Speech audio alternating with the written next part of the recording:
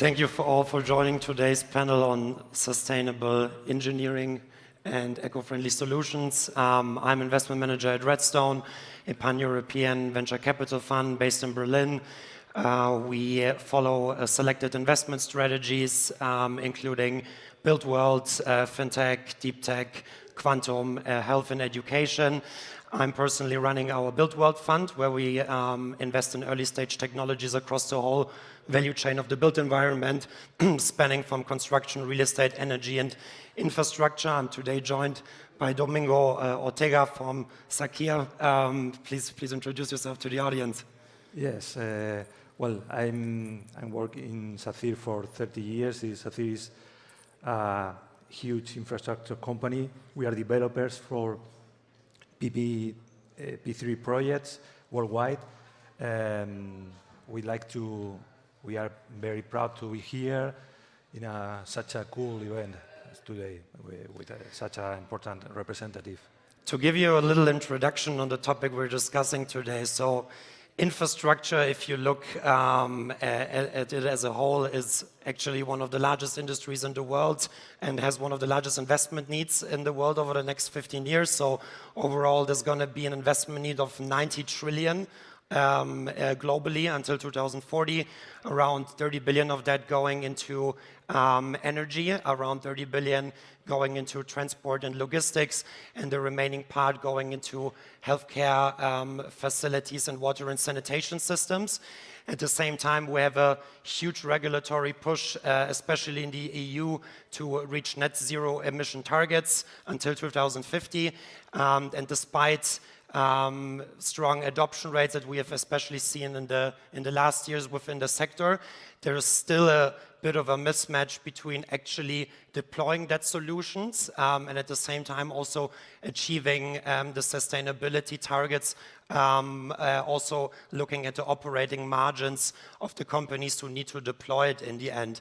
So what we want to discuss today a bit with Domingo is also how a leading construction company like Sacyr is actually handling these different kinds of problems and how they're implementing these technology solutions in their daily operations. So maybe as a starting point, can you give us a background on how you currently implement and also scale your sustainability operations within Sacyr?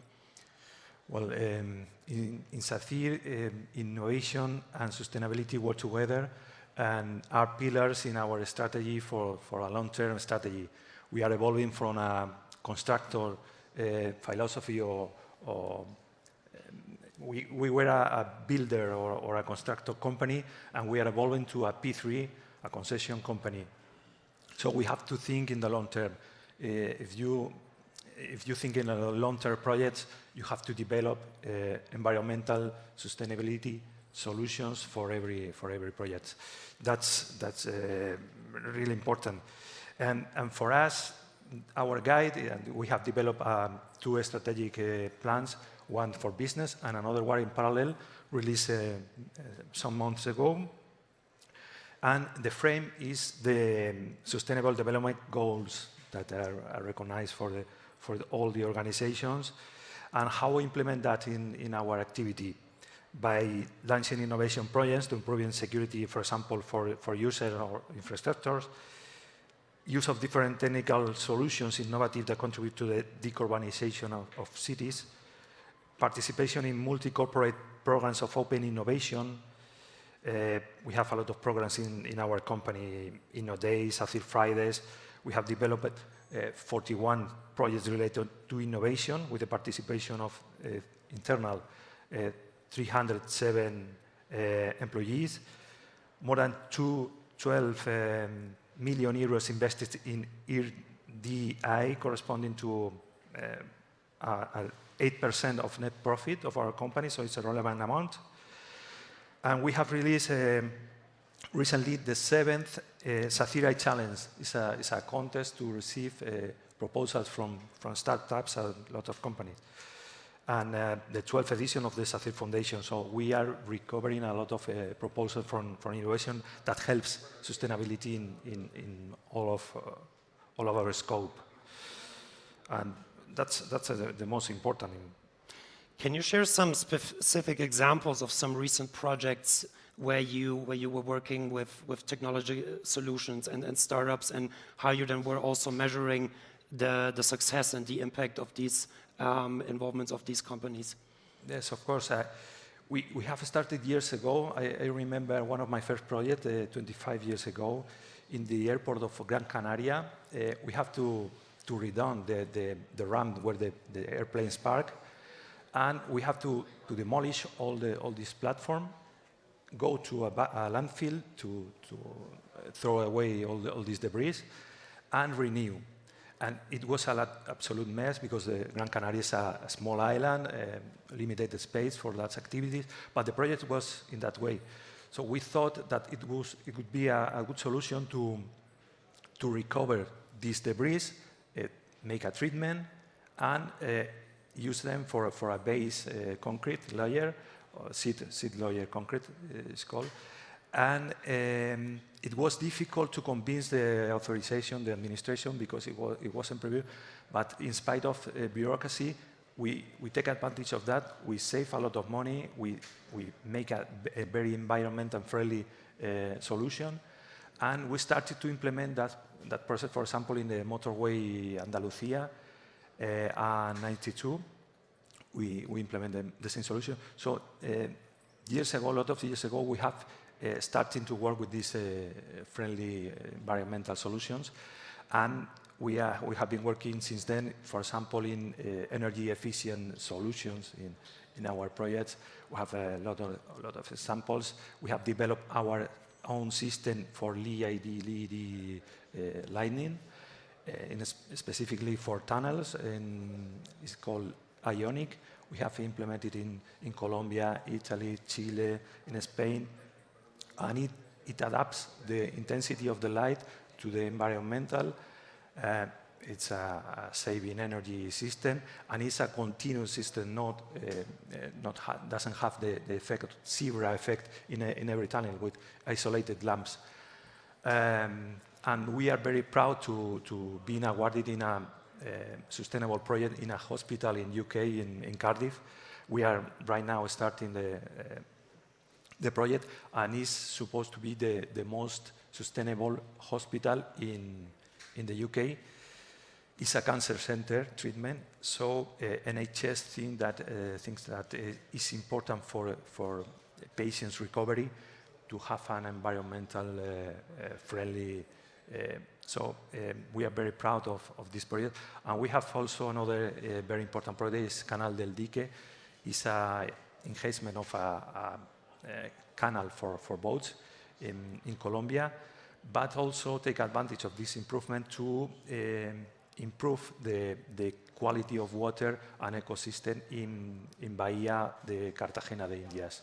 It's a nice place, and we are improving, so we are very proud of this project. We have a lot of projects, but we are running out of time, I suppose. What we often observe when we also look at startups and novel technologies is often the fact that there's still a kind of conflict between implementing these solutions into the daily operations, and at the same time also achieving the desired operating margins for construction companies. Do you see that kind of conflict in your daily operations too, or is that something that you can still bring together in your daily operations? Well, if you think in the long term, in the short term, sometimes you find this barrier that the budget is a problem. But as the example, as I mentioned in Gran Canaria Airport, finally the best sustainable solution is frequently the more cheap solution, the cheaper solution for a project. But if you think in the long term, for example, treating slopes in our motorways in a concession projects with vegetation, you are preventing from erosion of slopes, preventing that are much more expensive than the expenses that you made at the beginning of the. It's also very important to say, also of course, efficient energy efficiency projects helps to reduce cost. So you are saving money with these projects, but also it's important financing. Financing for us is very important. It's the main cost that we have in our P3 projects. And if you go to the market with a sustainable project, it's easier to get better financing and you have more offers. Yes, I suppose that investors, as you, prefer green projects and sustainable projects than other kind of projects, oil projects, for example. And now you just mentioned obviously rising construction costs and more like operating margin pressure is obviously a big topic for you. How do you then also manage keeping your sustainability goals in line also with all the interests of the stakeholders that you also need to fulfill their needs? I think that we start to be aligned, all the stakeholders in the same point, in the same page. The frame is I mentioned before. For investors, they prefer, absolutely, they prefer green projects and sustainable projects. Regulations are going with the society, with the evolution. We are, for example, in that project in Wales, in the hospital, we have been waiting 1 year to start the project because they were bowls, small country mice. So it was unthinkable years ago, but now it happens. You have to take in account it's not only fauna and flora, you have to take in account communities. Communities that are suffering the impact of projects have to be involved in the solution and has to be part of the project. If not, the project won't succeed, in my opinion. So it's important, investor, regulation authorities, and also companies. Companies, if we don't develop good projects and sustainable projects, we won't be awarded in the tender process.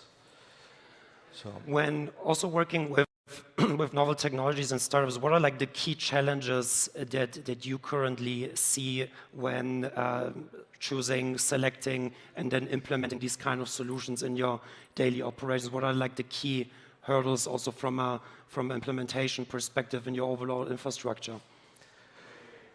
Well, we try to develop tools, intelligent tools that help us to make our projects more sustainable.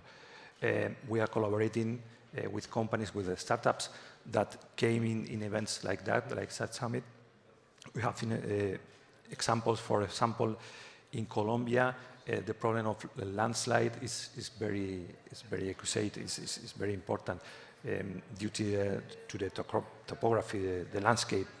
So we have developed a project that uses data as rain, 30 variables from the terrain, from the ground, and by satellite technology, they can prevent and detect which slopes are more likely to be landslide, so to suffer problems. We have developed also another tool to predict the long life of our assets in motorways. So where will the problem arrive, where and when the problems will arrive. So we are working every day in renewing solutions because sustainability is more and more important. Climate change is impacting in our infrastructure. We are finding these problems every week. In Brazil, we have suffered a huge problem in one of our motorways weeks ago. I think it's worldwide. So we have to face climate change is one of the challenges that we have to face. So you mentioned some very interesting technologies as satellite images for landslides, for example. Looking at your current hypothesis on the technological toolscape, where do you see currently the largest potential to implement for Sacyr in the future? Energy efficiency is one of the points, and you help to reduce cost and also decarbonize the economy. And everything related with smart infrastructure, IoT, AI, these are main things. And there's a lot of things. I have some examples here.